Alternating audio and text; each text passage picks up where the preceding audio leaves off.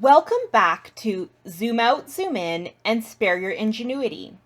This is a continuation of part 1 of your actions with Trico Charitable Foundation. In the previous part of this session, we explored the concept of Zoom Out, Zoom In, and the process in regards to how you can mitigate risk and really explore your journey of moving from where you are now to where you want to be. In this session, we're going to continue that process by introducing a few tools and examples of how you can use those tools. We're also going to talk about the Spare Your Ingenuity tool and how it can be used to help you determine where you want to zoom in first. So let's run through this zoom out, zoom in process using an example. And I'm going to mostly focus here on the zoom out portion, and then we'll talk about zoom in a little bit later. But for this example, I'm going to use a existing organization's model. I'm going to talk about the model of Ember Staffing Solutions. However, I want to flag for you that all of the other details beyond their model are completely fabricated by me. So I have created my own goals, I've created my own base camp, and I've created my own journey up the mountain. I'm just going to use their model to demonstrate this. So we had talked about Ember's Staffing Solutions in Rethinking Social Entrepreneurship. And as a reminder, this is an organization that works with individuals with barriers to employment. And they do this through construction jobs. And I am going to use the same model. So in my organization, I am looking to work with people who are experiencing addiction specifically as a barrier into employment. And what I'm looking to do is do a day labor service like they as well do. And I'm looking to hire out these individuals and give them work on these construction sites. And so I'm going to start with my base camp. That's where I am feeling most comfortable to start. And so here, what I'm looking at is where I'm currently at. So what resources I have and what I've done to date. So here are a few things that I have. Well, I have an idea. I think this would be really good to do in my community and could provide people with employment and jobs. The other part is that I feel like I have community buy-in. I work in this community, I work with these beneficiaries, and I have a number of partners who could help support this idea. We have a number of program partners. So one of the pieces, we work with individuals with addictions, and we're not set up to screen these individuals ourselves for addictions yet. However, we have partners that are able to work with us on this piece. We also have good relationships with some nearby job sites. We're working in a really busy area, and we come across these construction sites quite often. And a number of the people that we serve are currently working on those sites through the day labor halls that they go through. And finally, we have office space. So we have a place where we can actually help send people out from to these job sites. So this is where we're at. And then I want to think about, well, where do I actually want to go with this? And so for my summit, where I want to be, I'm going to think about my social and financial impacts, but also timelines. And so here's where I've decided I want to be. In 5 years, I want to have a revenue of $3.1 million with paying out a minimum of $2.5 million to my 100 employees annually.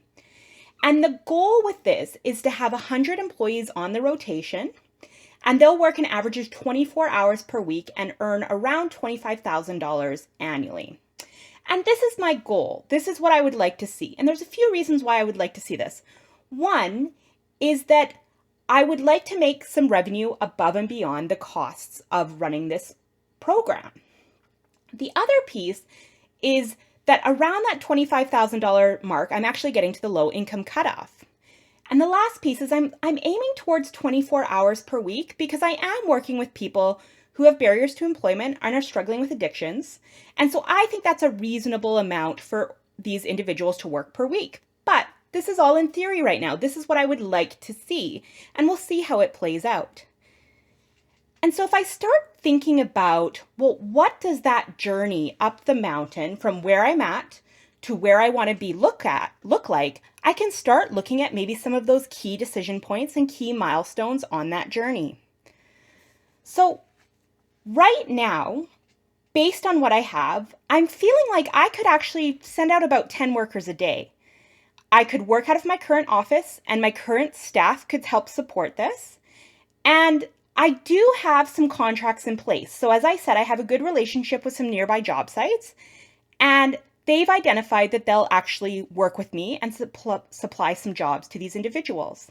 And the last piece is, as I said, I have program partners. So they can help with the screening and the addiction support, so that this will really allow me to sort of take on this population, help this population while reducing the risk, because I'm not having to sort of expand quickly to providing these supports myself. My next point is actually starting to recruit more workers. So here, my goal is to hire about 25 individuals a day. And at this point, I'm really feeling like I might need to bring someone on who has that construction experience. When I look at my base camp and where I'm at and the experience I have, I don't have any experience in this landscape. And I know a few people and I have some good relationships with the nearby job sites. But once I start scaling up and growing up and sending out more people onto these job sites, I think I'm going to need to bring in a construction manager who can help me increase these contracts and these partnerships with construction companies. They know the lingo, they know what they're looking for, but also start implementing that training piece. One of our goals is that these individuals can be trained and be safe on these job sites. And so that's going to be key. One thing that's starting to, get to me and I'm starting to think about though, is that reliability is an issue. So I have to be ready for no-shows because I am working with people who are experiencing addictions. And on the other hand is that I need to be able to get these individuals to the job site. And my ideal would be to have a van. However, right now, that's not so feasible for me. That's a big expense. So right now, what I'm going to do is actually look at bus passes. And I can provide bus passes to these individuals so they can get to the job sites. So hopefully that will increase the reliability of my workers, and also that will help my customers in ensuring that people are showing up to work. My next big piece is actually getting about halfway up to my summit, and that's when I really want to be looking at scaling up again and working with 50 workers per day. And this is a big scale up for me. At this point, we have to have worked with the construction manager and started having more contracts. At this point, we think we're at the place where we need to get that van to get people to further out sites. Not all of them are serviced by buses. And we can reduce some risk with that because we're going to purchase a used vehicle and we're going to use a low interest loan to actually pay it off over time. But it is a big thing we're going to have to do at this stage. We also have at this point decided, we're going to up our training game and up our addiction supports. As we have more workers, we want to provide more benefits to them. And at this point, we're going to actually have to increase our staff level because of these increases we've seen. So we've got the construction manager, and we're going to actually have to bring on part-time staff at this point to oversee this process. Next, we're going up to the next decision point, which is this growth up to 75 workers per day. And because we had that big growth at 50 workers per day, we're feeling like our current systems can handle this. But we do want to start thinking about worker retention. We want these individuals to stay with us and we want to support them. So we have additional training and addiction supports, but how do we really help them stay sober? And how do we really have this incentive of them coming and staying with our team for a longer period of time? And the other place is, as we're growing, we're starting to think like we might have to increase our staff as well. We need more people who can actually take this on and help us as our team. Can't be done off the side of our desk anymore. And then our last decision point is getting to that goal of actually consistently hiring out 100 workers per day.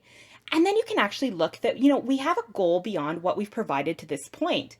Is we sort of focused our summit in on the revenue and the wages paid to individuals. However, at this point, we had said in our previous decision points, like we really want to look at worker retention.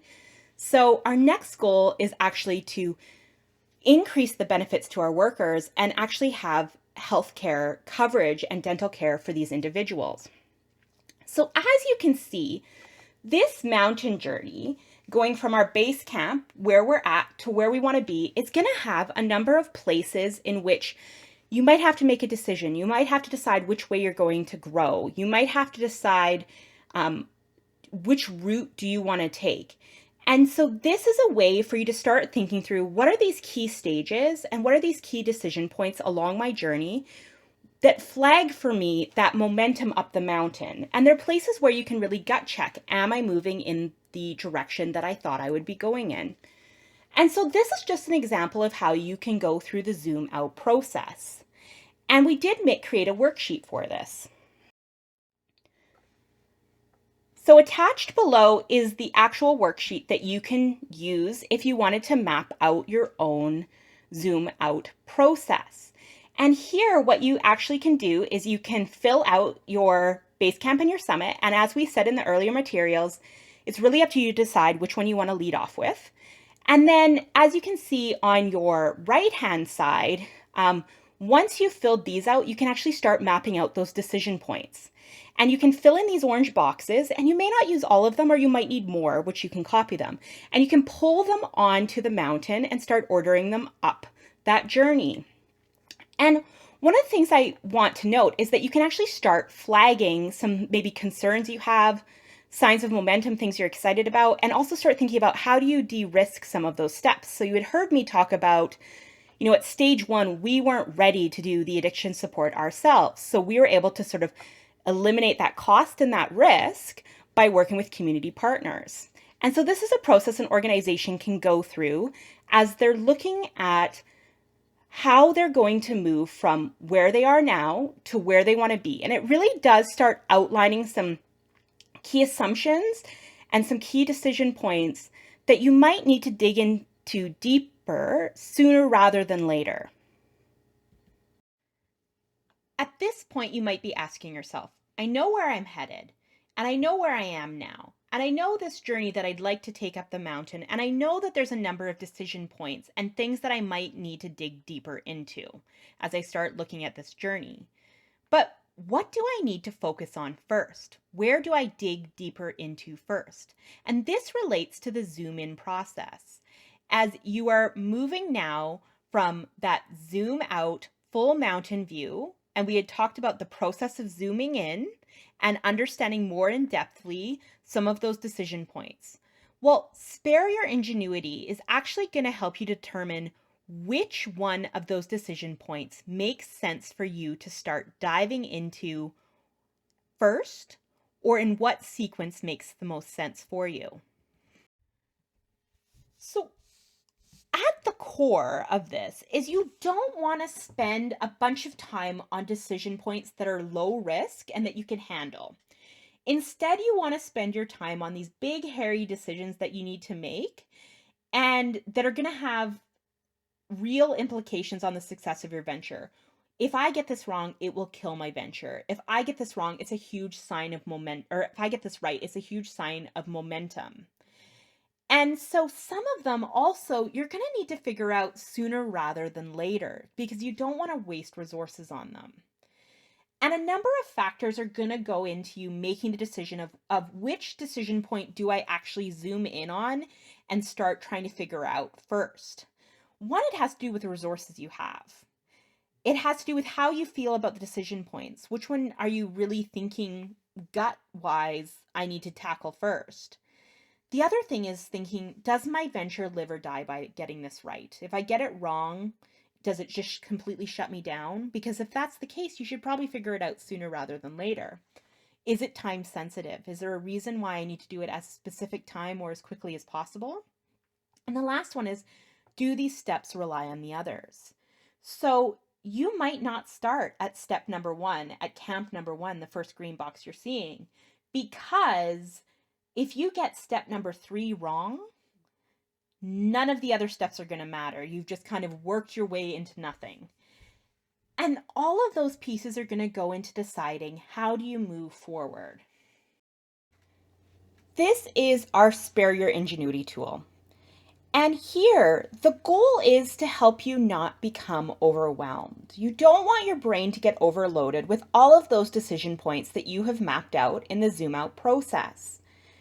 Here, what you can do is start looking at each of those decision points, and this will help you identify which one it makes sense to zoom in on first. Here, what you're going to do is you're going to map all of those decision points you identified based on two aspects. The first is confidence you can handle. So, how are you feeling about this decision point? Is there a high level of uncertainty, and are mistakes likely? You can also think about, do you have the resources and the knowledge to move forward? The other aspect is around importance and urgency. And this relates to, are the stakes high? So what would you lose if you got this wrong? But also, do I need to figure this out sooner rather than later? And what you can do then is take those decision points and put them into these boxes. I do want to note a limitation of the activity that's linked below. So we encourage you to run your organization through this process if you're at the zoom out, zoom in phase. However, with the activity below, just because of the nature of how it's built, you're unable to sort of move your decision points around in these boxes. You'll see me do this in the activity that I'm going to run through next. However, what you can do is you can list your decision points and then decide, is it something that I'm confident I can handle? Is it something that's urgent? And then within each of those boxes, the colored boxes, decide the level of urgency, the level of confidence I can handle, and start even sorting your decision points based on those boxes. If that's something that appeals to you and it's something that you'd like to do, what you can do is you could sketch this diagram down on a piece of paper and map out your decision points by hand, or draw it on a wall and use a whiteboard and draw out this grid to identify where each of those decisions fall, even within these boxes that we have here.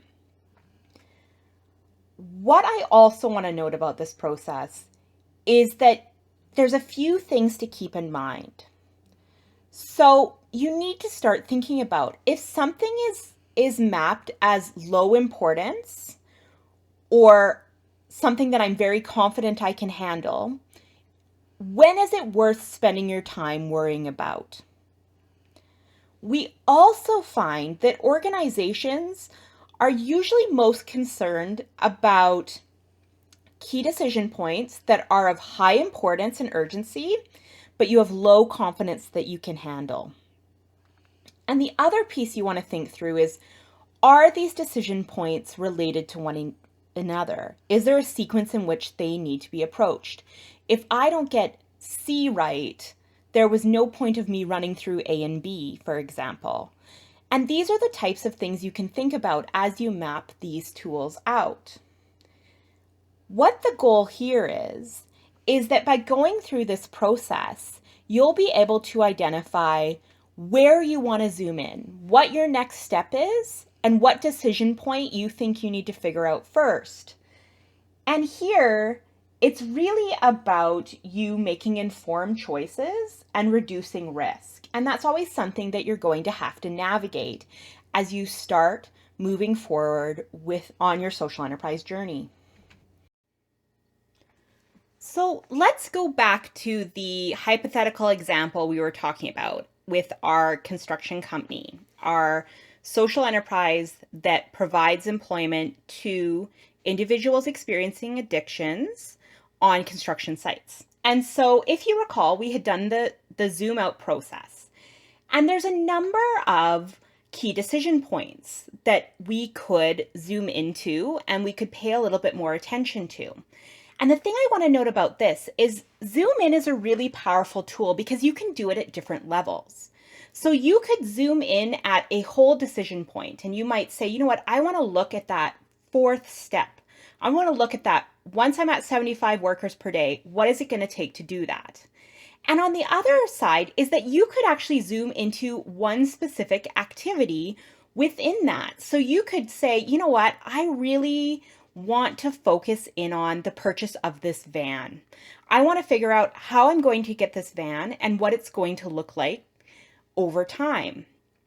And so that's the power of the zoom in process, is that you can go at multiple levels.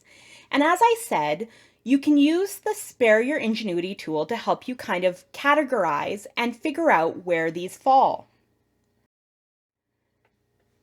So if we look at this example and think through some of those steps, I'm going to actually take more of a specific approach. So I'm not going to talk about the entire key decision point. I'm not going to talk about that move from 10 workers to 25 to 50 to 75 to 100.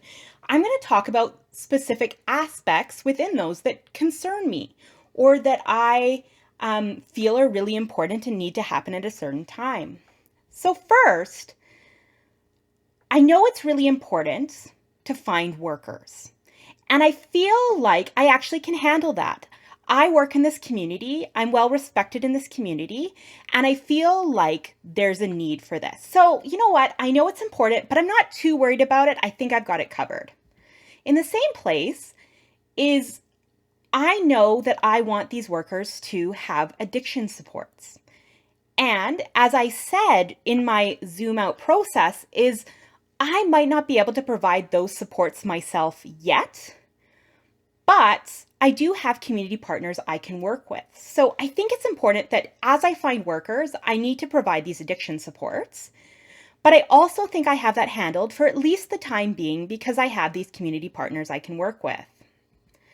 And next one that I know is important is that the reliability of these workers is key. It's something that these construction companies are looking for. So getting the workers to the job site is really important, but I feel like I can handle it. And the nice thing is that as you saw in the zoom out process, I can reduce risk as I'm doing that. So I'm actually going to start out by providing bus passes. And these bus passes are going to allow the workers to get to the job site. But as I scale, I know that I'm going to have to maybe look at a van or a vehicle that I can use to get these individuals to further out job sites. And so that's something that I know is important, but I can handle it right now because I have a plan of how I'm going to sort of scale it and grow it as I go. Next, I feel like I can handle the hiring of program staff and an accountant. I can handle it, and it's less important because as we start rolling this out, we're going to actually work with our existing program staff and our existing accountant. And as we scale, it's going to become more important. We don't want them working off the sides of their desks, but this is something we're good at. This is something that we do and we feel confident about. So right now, it doesn't seem like a high priority because it's not urgent. We've got things to sort of fill the gap, and we know that we can handle it. Same with scaling up our accounting and HR systems. We know that eventually, as we get more workers working and engaging with us, we're going to actually have to scale up these systems. But right now, it's not high importance because we've got a system in place that we can bridge the gap with, and we're good at this. We know what we're doing. And then finally, we know that one day we want to create that benefits program. That was at the very top of our mountain. It's our next step. And we feel like we can do it. We do it for our current employees. It's going to be sort of a big investment, but right now it's not that important or urgent because it's way down the line. We know that that's not one of our goals right now. In regards to things I'm feeling less confident I can handle is training. This is a piece that we don't do job site and construction site training, and it's something we're going to have to develop. And so I don't feel like our team has the skills to do this right now. However, I do plan on using the construction manager to help build out this program, and that's going to be one of the requirements of the job. And so right now, I have low confidence I can handle it because we just don't have the experience. But it's not urgent. We're not too worried about it, and we think that it's going to flow out with the hiring of the construction manager.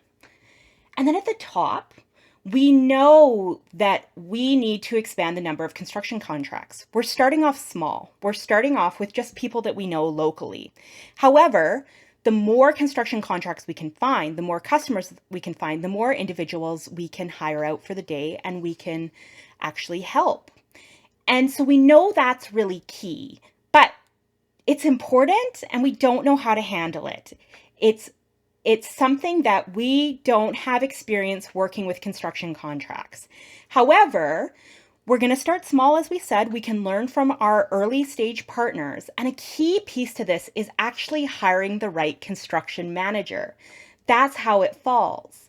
We know that it's really important for us to hire the right person who has the skills to be our construction manager.